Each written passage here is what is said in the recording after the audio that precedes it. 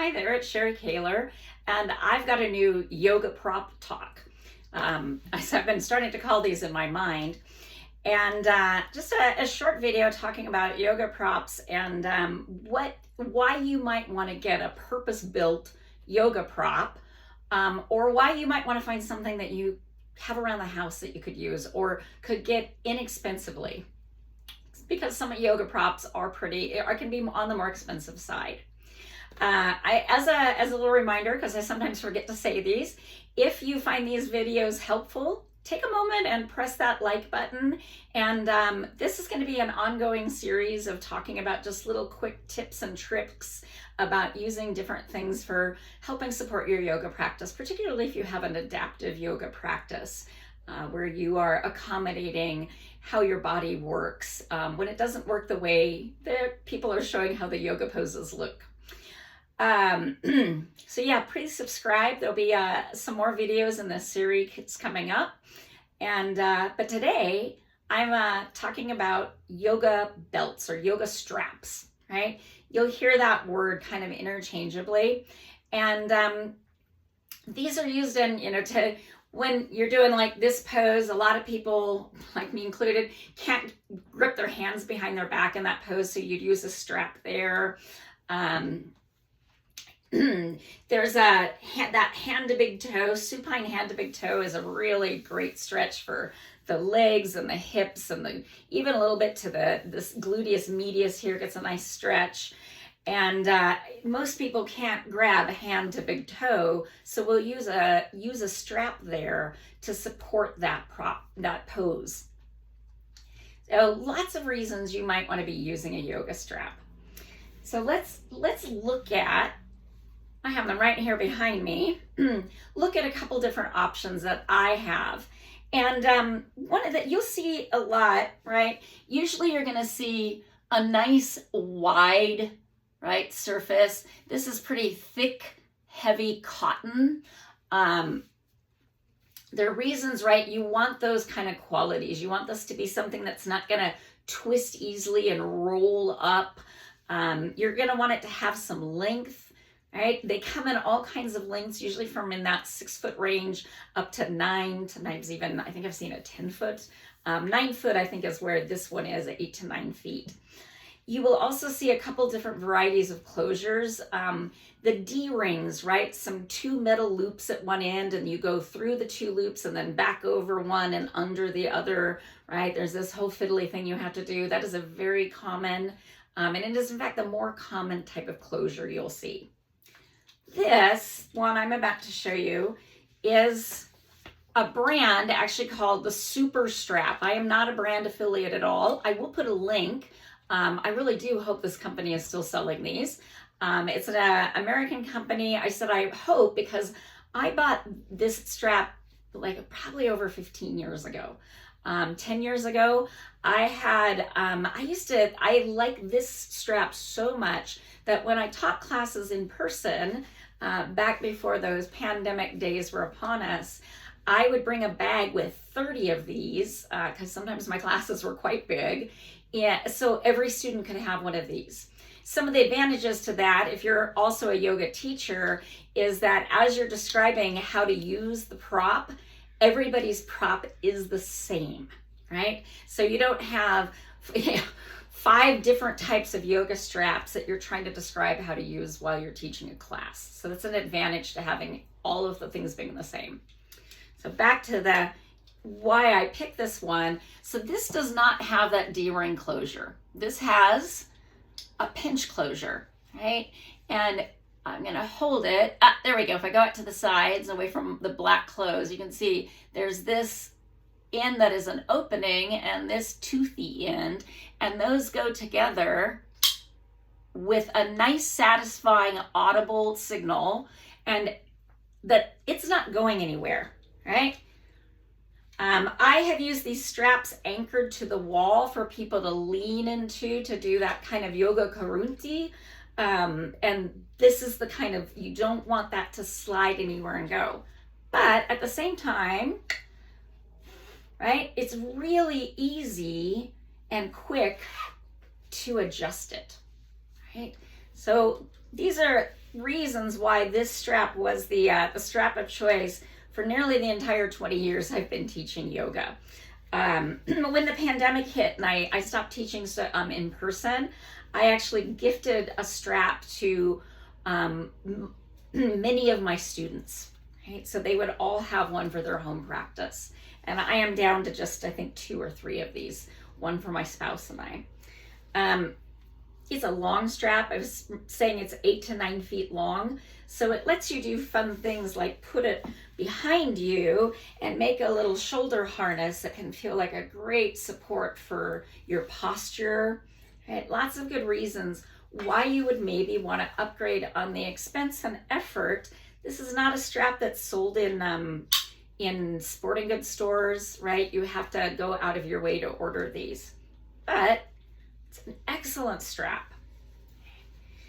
I even, when I'm doing exercises on my abdomen, prone on my abdomen, I even use this rolled up and under my forehead so that my nose isn't smashed into my nose and my glasses aren't smashed into the ground. Right? You can just kind of adjust it to your neck height. Okay, then my favorite strap for years, everything I tried, nothing topped it until I needed physical therapy for shoulder and hand injuries. And particularly hand injuries, it's one of the reasons I want to show this strap, but for lots of other adaptive reasons. So I was given this strap to use at physical therapy one day, right? And I'm trying to make sure it's really easy to see. This is a strap of loops, right? There's no buckle, right? It doesn't close, but it is made entirely of loops. And as someone with hand injuries, right, it can hurt to grab onto something, right, and hold on to it. And right, this thing, right, or that thing with the leg, it's a lot of pressure through the hand. But with this strap, what I can do, I'm going to hook it around my elbow there and bring that up and hook that around my foot, right? You can see I'm instinctively going to grab it, but I don't need to, and it's a little too long. So I'm going to just go one more, and you can see I can have it hooked, right? I can also do this behind, right? Dropping that over. And what I might do here is hook it a little higher, and I can reach the other hand back and do this pose here. Right, so again, another purpose-built, you have to order this special. I feel like there's another couple brands that make these. This one is an OPTP stretch-out strap, right? And you definitely see these this brand a lot at physical therapy offices. So really sturdy, on the more expensive side, like the Super Strap, but an excellent purpose-built tool, particularly if you have any kind of hand injury. Right, so I'm going to set that there. But say you don't really want to go to the time and expense and you don't have a hand injury. So what might you have around the house? And I've gone around the house and made this little basket of things that may or may not make a good yoga strap. And let's look at some of those. So one of the things I have here, you might have, again, if you've gone to physical therapy, I'm going to do that, sneak that behind me so I can show these. This is a TheraBand. You might even just have a set of exercise bands, resistance bands is what you'll hear them called. And these are great, right? This is like using weights, right? It steps you into being able to use weight. They're great for resistance training.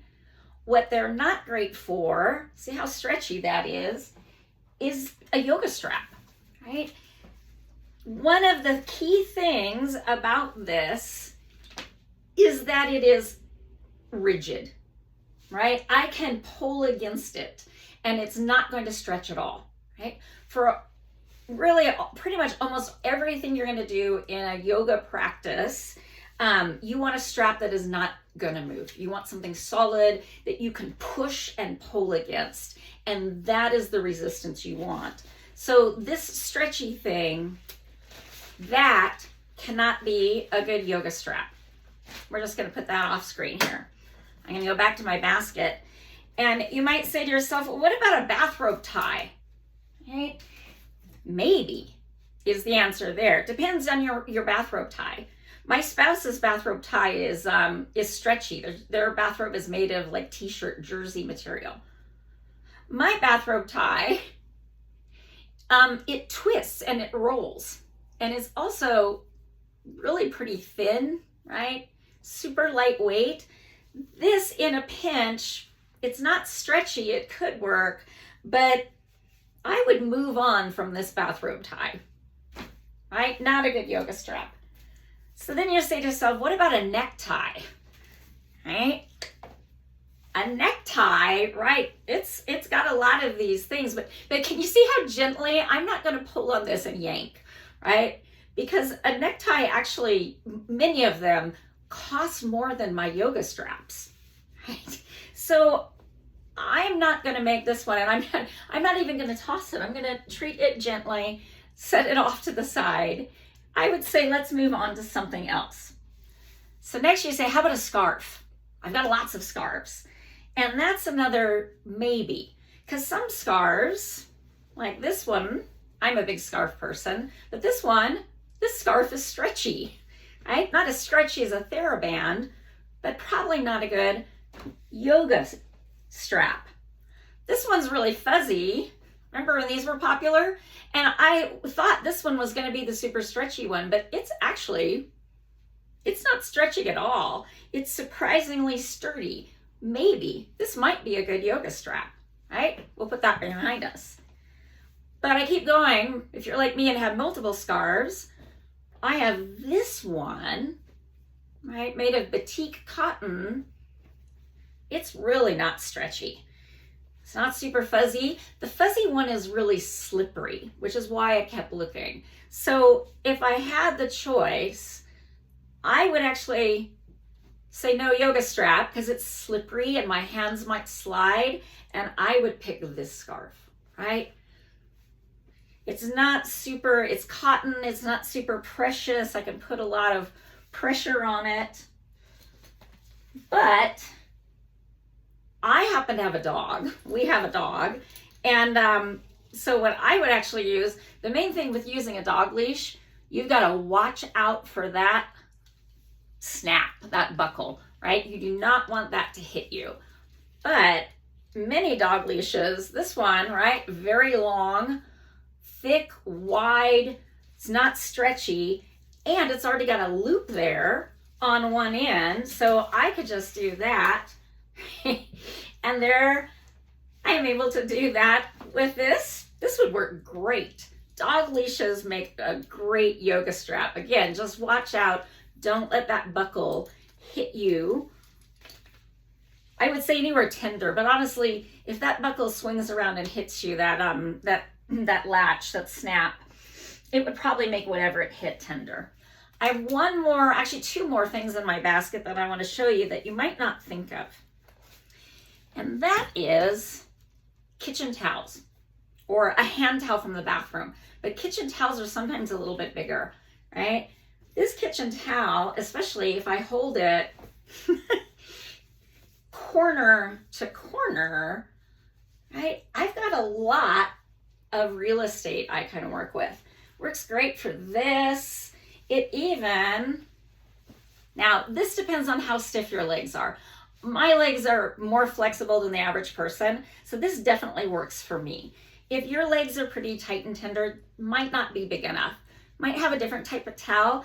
What I also have here is, I put it in the not a yoga strap, so definitely might be a yoga strap, but also I have one here, a tea towel.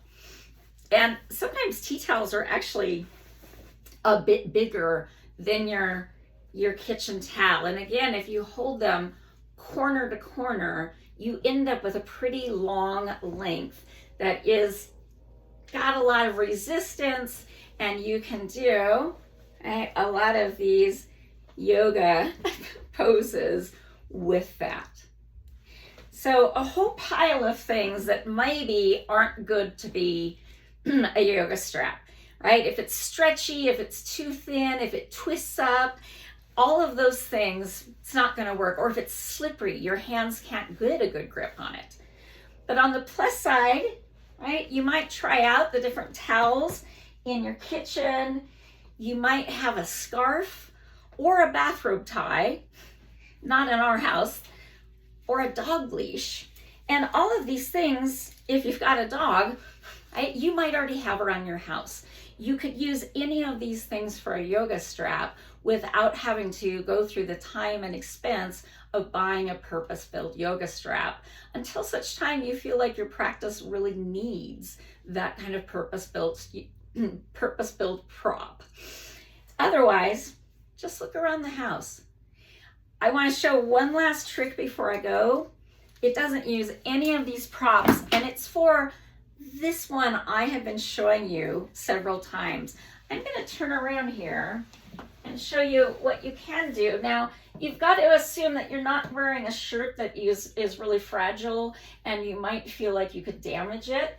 But with this pose, what you can do is just grab the back of your shirt, right? So I'm just holding on to my t-shirt there. So if that's the one you're trying to get a prop for and you feel like you can't do it until you get the just right prop, just grab your shirt, right? Totally works. All right. If you enjoyed this little prop talk, take a moment, click that like button, consider subscribing to my channel. I'm going to definitely be adding more of these little shorter investigations of yoga props. This one's on the long side because we looked at a whole bunch of things. They're going to really vary from being these longer ones to really short ones. But I'm really going to be looking at yoga bricks, right? Yoga blocks. And also like barefoot or not barefoot. So take a moment, subscribe, like the channel, add a comment. I love hearing from you. And as always, thank you for practicing. Peace, peace, peace. Thanks so much.